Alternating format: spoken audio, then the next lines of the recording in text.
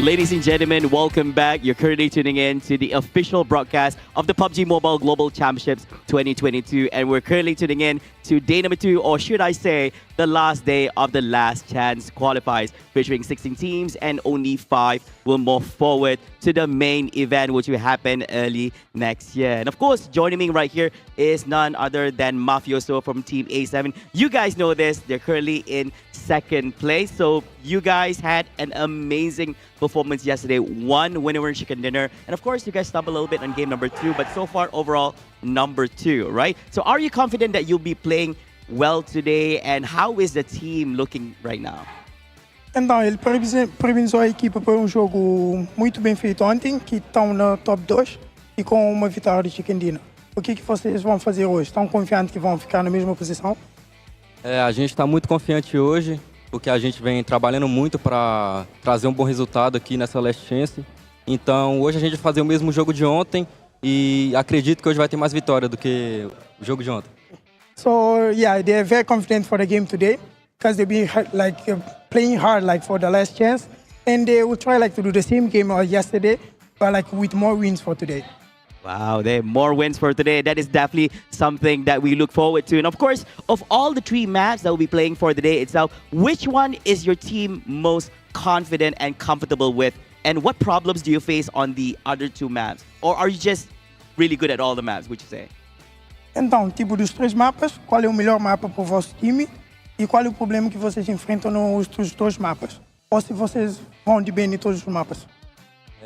Acredito que o nosso melhor mapa é Arangel e os nossos 2 piores são São Roque e Miramar.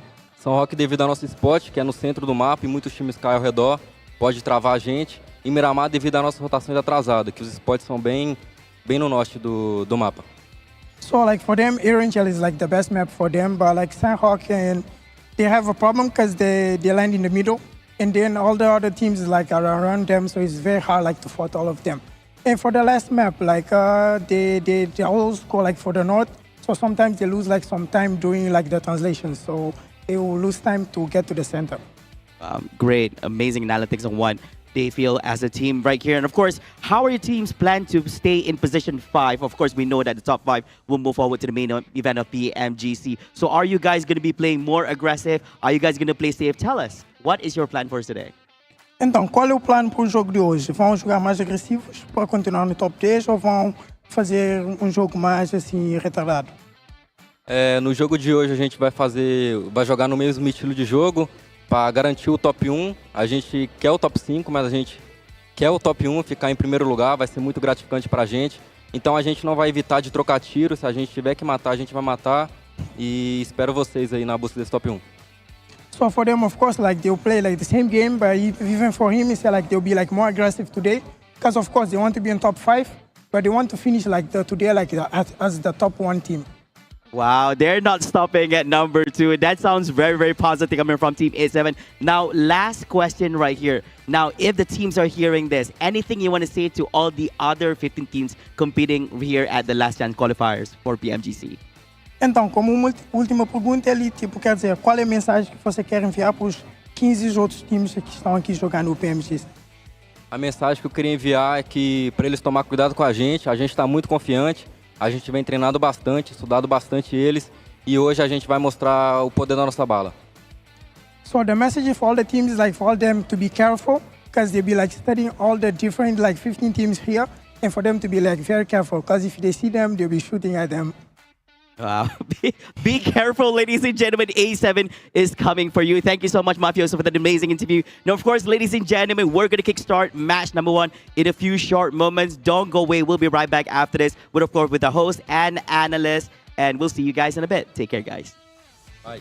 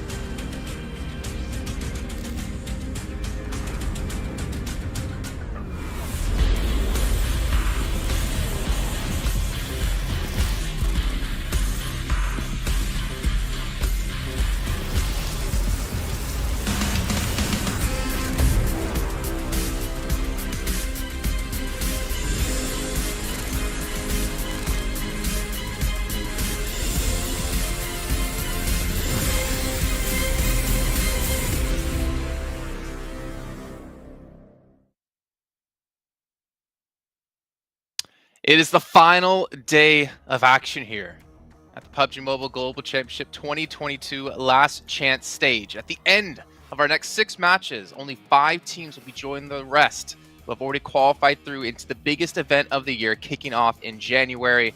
And it's going to be a lot of money on the line, a lot of pride on the line, and of course the title of being the #1 team in the world. I'm your host, Jason Kaplan, and we have the cutie boys next to me of Maxman and Sandstorm to break everything down that's been happening yesterday, which was an extremely exciting day. And of course, it's coming up today. Cutie #1, that's you, Maxman. How's things been going for you? I thought you were going to be mean to us today, but no, I'm feeling fantastic, Jason. I'm feeling amazing. And, you know, good day yesterday. I would also have to say unexpected day yesterday because the teams that are at the top, I did not expect to be at the top. Like, all the favorites, a lot of the favorites are still in the middle, some are even at the bottom. So, I mean, who knows who's going to be the top 5? I have no clue. It's going to be up in the air. It really is. It really is going to be up in the air, and especially with the, I don't know, I guess there's a lot of pressure on the last teams currently representing their regions going into the tournament as well. So looking towards Enigma Galaxy, the last Arabian, Titan as well, the last African representative, Damwon Kia, the last Korean representative or South Korean representative. So a lot of pressure on these teams and only 6 chances to prove themselves now. Yeah, 6 chances, and that's pretty much happening with it's a culmination of what happened yesterday in the positions they set themselves in. But you know what? You at home, they need your support. The fan vote is going to be ending today in just a few hours of time, so make sure you're watching within the Esports Center and use those tokens to vote for your favorite teams. I believe S2G was still #1 last time I checked. We might have a change happening over the course of today. Maybe DRS Max can get on the board.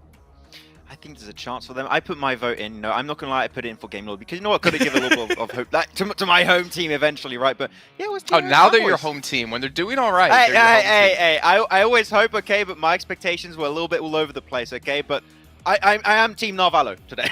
Well, you know where my fan vote went, Maxman? Who? Tell me.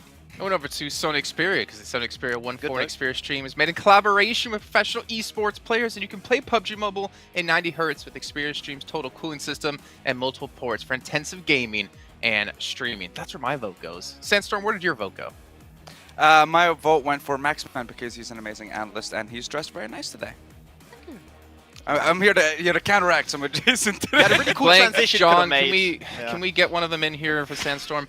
Also, a big shout out here to Pullman Kuala Lumpur Bangstar Hotel, where our world is your playground, while the players are getting to stay at and getting to chill and relax at. And by chill and relax, I mean none of that, because they're sitting there intensely reviewing all the VODs from yesterday and trying to prepare for what's on the line today. And one way they can do that by preparing is with Prime Gaming. You can get some exclusive in-game free PUBG Mobile items, some premium content, of course, the other benefits with Prime Gaming as well. But as we move forward here, Max, I'm a little bit worried for some of these teams, to be perfectly honest. I know they say this quite a lot, but for me is the fact they don't have any of the Maserati skins just yet, which is going to be available till the 31st of December here, which you can get while playing in-game. I don't know. I mean, that's pretty sweet car. It looks pretty damn good. And you know what? If anything, it's almost guaranteed to make you top 5 here.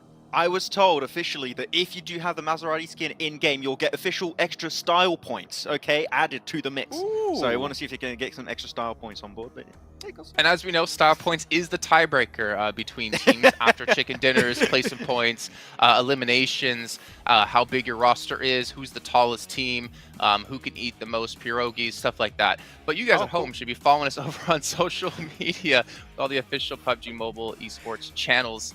But here we go. These are the teams that have been participating. If you missed out on yesterday, well, you missed out, honestly, on a crazy day of action with a lot of unexpected twists and turns. But here, we can see a couple of teams. I mean, this is maybe the highest we'll see some of the teams. Like LGD, for instance, in the 2nd place here. Not looking too hot when it comes to the overall leaderboards.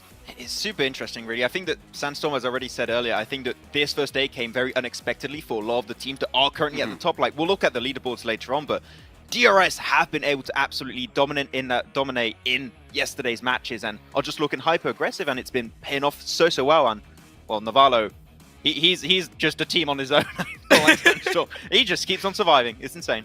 He really does, yeah. I mean, look, in the first game yesterday, he managed to get 6th with 3 eliminations for his team. And again, he managed to repeat the performance in Game 4, managing to secure 3rd with 13 eliminations. He had, I think, 4 or 5 for himself in that one game. So consistently, we're seeing him being the last person alive for his team. And the fact that he's securing 10 points, I'm pretty sure that there's more that he's going to be able to get today. But a very good performance and a very good start for them on day 1.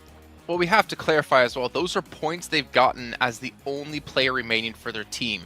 So pretty much Navarro got a fifth of their points in total by himself alone, which is obviously insane by itself. But as we look forward into our top 4 smoke users, kind of makes sense. I mean, Maxman, we've seen like walls of smokes, we've seen them utilized in so many different ways. Yesterday in particular, I feel like we could even see the map at some points because of the amount of smokes we had down. But IHC, 96 is ridiculous. I think that what IHC have done really well throughout all of this tournament so far is that they're really good at using smokes to wall off fights. Like, for example, if a team's on 2 of their sides, they're going to just smoke off one of their sides, make sure that one team cannot spray them down anymore, and then they're just going to put 100% focus on the team that's on the other side where the smoke are not going to hide their vision. And I think that's what they did extremely well on this first game, where they were pushing, I think it was on bacon time, and also negating visibility bomb Alpha 7 on the side. It just enabled them to make in a second place, but then the DBS, off squash happens, and I don't know what you're supposed to do against that, but not much. Well, I mean, it's obvious, apparently. right, Sandstorm? The only way to beat a DBS is to use a DBS. Exactly. If you can't beat them, join them. And that's what the server has been doing so far. After seeing so many fights being decided by that DPS, like we've seen yesterday in the first game, Inko versus LGD, just outside of match, and LGD didn't know what hit him at that point. And I think just every single team started to pick it up bit by bit. And I love seeing those close quarter fights with the DPS. You think you have an Uzi? You think you're gonna win? No, just get one pump and that's it. You're done. You're dead. So let's see if we're going to be seeing the same impact from that again on today's games, or our team's going to be bringing something special.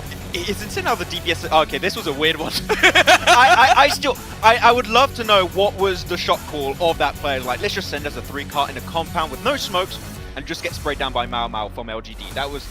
Hopefully we're not going to see that again, but it was also pretty damn funny, and Titan, of course, did not lose that game. But the thing is, the DPS is also being used at mid to almost long range from time to time. Like, it is go really fast, so even at mid range, you're not safe. Yeah, there you go. There, right there. Perfect example.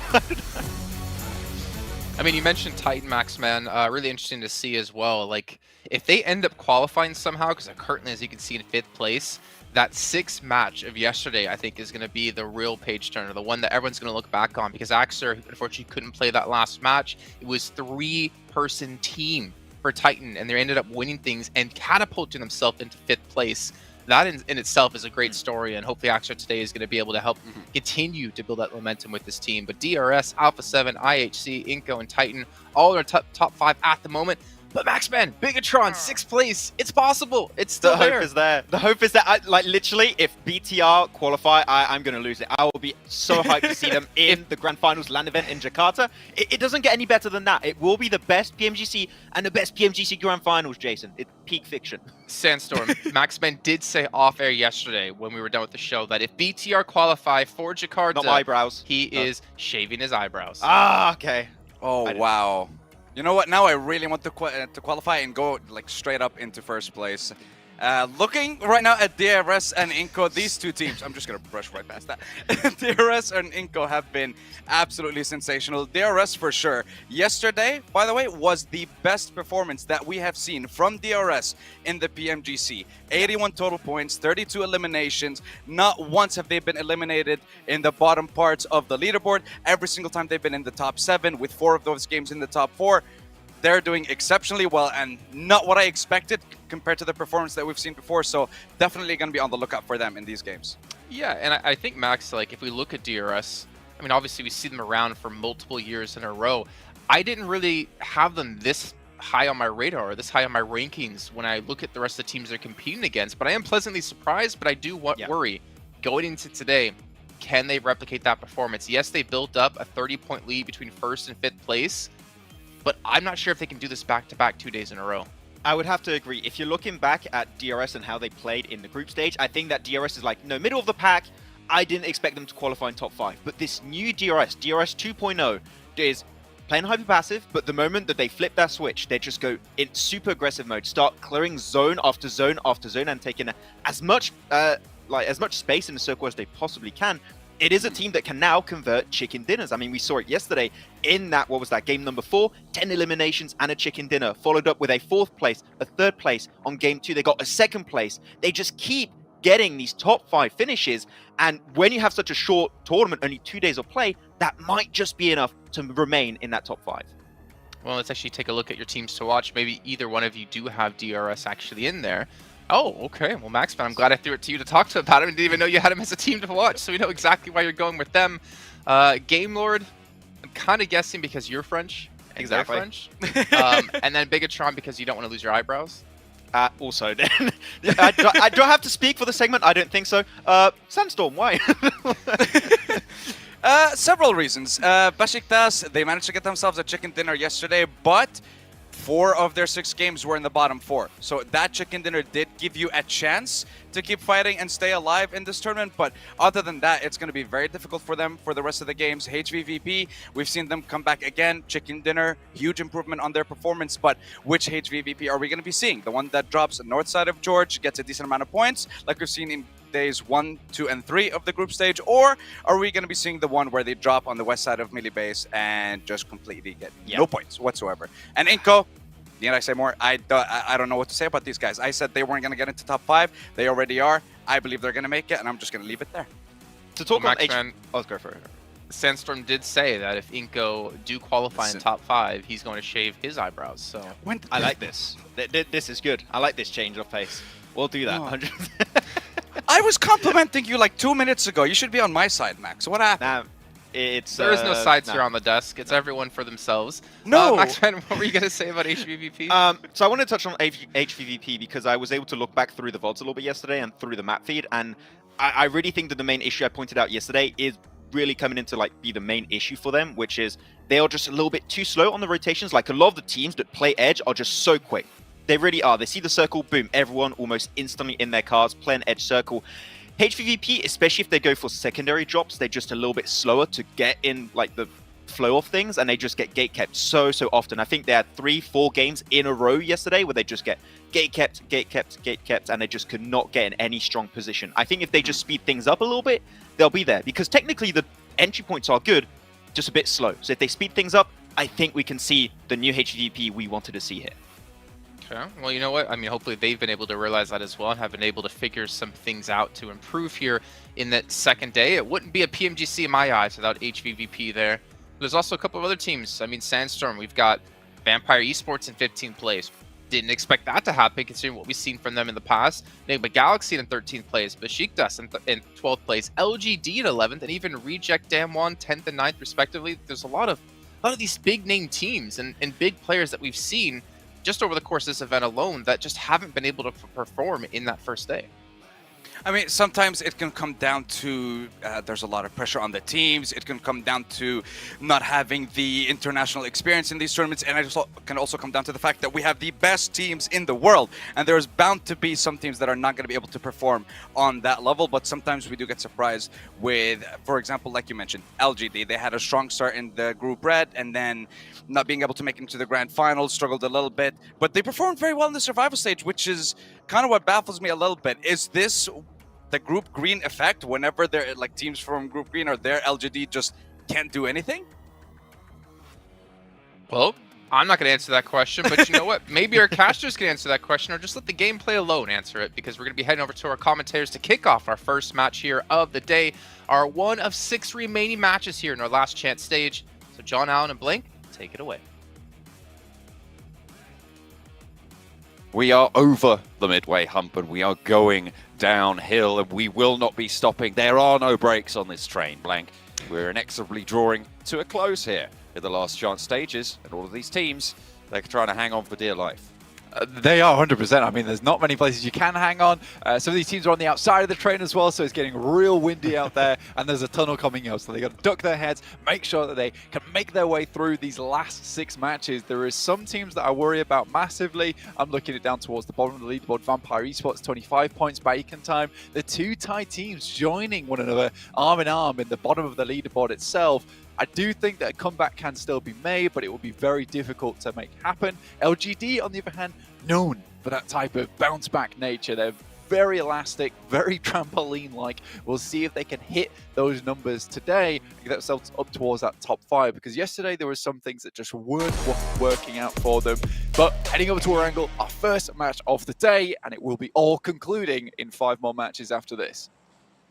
Oh, it is all to play for. The same set With AXA back in for the Titans as well, they'll be playing at 4 players strong, which is good news coming off of their chicken dinner yesterday, which saw them up and into 5th place at the end of the day, just about pipping out Bigitron on a tiebreaker, with, of course, that chicken dinner being the deciding factor. So it is still very, very close towards the top of those tables. And very, very hotly contested by quite a lot of teams. As you were saying before, Vampire Esports and Baker Time, they will need that step up. But we've seen them seen it from them before that they can have that sort of gumption, and they have had those pop-off days. Looking at this playing path, it's very awkward, honestly. Down towards this south side doesn't give a lot of people the opportunity to get up towards the northern edge of the map. VP is going to drop out towards Primorsk. It's going to be difficult for HVVP to get up towards North George. They're going to go to their secondary drop down towards Sosnovka. Now, yesterday, we saw they had a much bigger improvement when they were able to get into those circles early on. This might not afford them that same kind of chance, but a lot of times when they're playing on the northwestern edge anyway, it is a long haul down towards the eastern side of the map where we've seen a lot of these circles drop. A western circle could work out for them here. Similarly for VPE, we're improving their gameplay from the center side, especially on that Miramar where they took a very central position. But this circle basically favors absolutely everybody. Anyone can get towards this spot nice and easily. It does keep the majority of this bottom part of the map in, which does make things a little bit harder for anyone towards that Sosnovka military base in the first place. Getting across those bridges is going to be a little bit more difficult considering there's going to be complications in terms of gatekeeping going on. Will be pretty tricky, those vehicles, hotly contested, I imagine. Vampire split and uncontested, actually, over towards Primorsk. No one dropping out at that stage of the playing path that early on. They will not have any contest for that spot on the tables. Of course, if you want to be getting on board with Captain Messi, he is joining the PUBG Mobile Battlefield. Stand out on the battleground with the Messi football icon set. Grab them in PUBG Mobile now. 100% worth it as well. Looks very cool. Flav is 100% rocking it over on the interviews. He looks very, very cool as well. I'm jealous. I'm 100%. I wish I was wearing that today. It would give me the comfort, the ability to take this all the way to the end. In the meantime, Besiktas going against Inco at the moment. Squash will try and run down when the players and is successful with it. Looks for one more. Enjoy quite low. Let's get away. Squash able to take down Peace. Almost going for another here. And with this vehicle, he has a really good chance to actually take down the whole team. It's like Zessi does manage to pop the reload there. I knew that these vehicles were going to be contested. I didn't realize it would be full squads contesting for a couple of these vehicles. Looks like that backup did come through. Inco lose one. I think Besiktas also losing one. They will be able to res there as well. So both of these teams fully disengaging from this area and figuring out where they're going to want to go further forwards, because they both now have 3 players alive. Inco, 4th place on the tables. 12th place is Besiktas. Yeah, Inco's still at risk at the moment, considering their recent performances, which is a case of 2 games has made up the majority of these 54 points. That is slightly worrying, but something that does not worry me whatsoever and makes me very happy, in fact, is that tomorrow, December 5th, we will be seeing 2022 PMGC special crates releasing all the way through to January 8th, so make sure you get your hands on those whilst you still can. But it is all back on this one right now, this match, this day in particular, where we'll be finding out exactly which top 5 teams will be heading through to the grand finals. Honestly, it is getting a little bit scary as we're seeing we have much more info to go off from yesterday. And again, like I was saying with Inco, 2 matches make up the vast share of those 54 points they have. Now, they could take a similar approach today where, you know, they get 2 games and they're very happy. They see themselves secure towards that top 5. However, this is now the adaptation day. This is where teams have figured out what's going on, what works, and they will have looked at yesterday. They will have looked at Inco's rotational paths, where they're finding these easy positions to get in towards the circle, where they're sending central as well, and maybe even looking to cut those rotations off or even pick them up for their own. And Inco, although very good in the macro, decently good towards that end game and picking up a lot of eliminations, usually they do it where they are the 4-man squad. They're essentially taking down 3-man squads, 2-man squads, and it's a lot easier for them to actually hit those kind of numbers that way. This time around, I think Inco will find it a little bit harder to get those easy positions towards center, and already losing 1 player sets them back at that disadvantage. HVVP on that south side, they did drop out to their backup drop over on the military island, all the way on the south coast. Kitsune looting up on the docks down south. Potential for them to, I guess, like boat rotate, but it's more likely that they're going to just take that bridge on the western edge. Down one, central in apartments is a pretty powerful spot given the circle as it is. A lot of space on the northern side of the river hasn't been taken though, Blank. Yeah, I think with the plane path as well, that's kind of a likely thing to have happened here, which is where Severny shooting range all very free. HVP may have made a different call. If they'd known that the circle was going to head this far towards that northern side, they might have even taken all the vehicles that they could, considering this lobby is very eastern-centric. A lot of the western side isn't taken up by teams, so they could have easily picked up some vehicles towards that western coast, headed up past LGD towards North George, then had a good game of it. Either way, I think this is the numbers play. This is the one you go for. It's the most consistent. You're not relying on the circles a lot of times. It still gives you a lot of loot. You can get looted early as well. You don't want to be in North George towards that 4-minute mark with absolutely no gear on you whatsoever, and then forced to make a very hectic rotation come zone 2. So I think this is the smart move from them. Similarly, I-8 down towards Sosnovka, they can move out. There is IHC in this area though, so there's a lot of teams all trying to get their way through outside of Sosnovka. So both these teams will have to be a little bit careful. Bacon time at the bottom of the tables right now. Get central fairly early.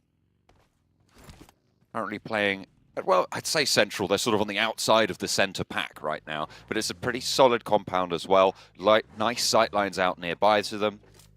They'll have a lot of rotational opportunity ahead of them, but with how tightly packed the center is, it might be curtailed that little bit. Misery spots Game Lord rotating past. Spots them rolling on into the compound as well. Spots them crashing in. Spots the hop out as well. Spray is not going to be good for the first knock and actually traded off. Narvalo able to get that flush down.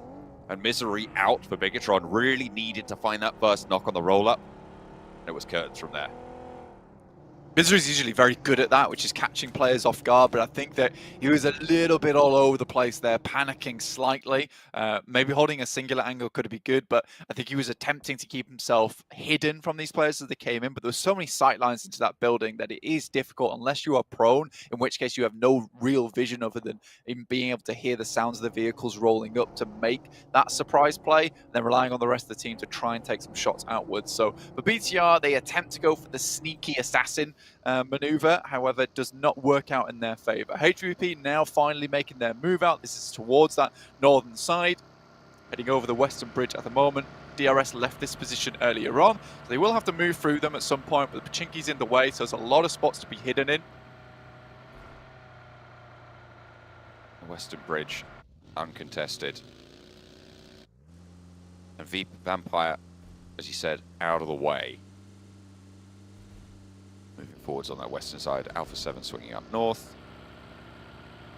It's a little bit quieter now, but I imagine just on the southwest side of those Yasnaya fields could be a little bit hotter. I mean, we saw obviously the roll-up from Game Lord over on that side, close to Bigatron down on 3.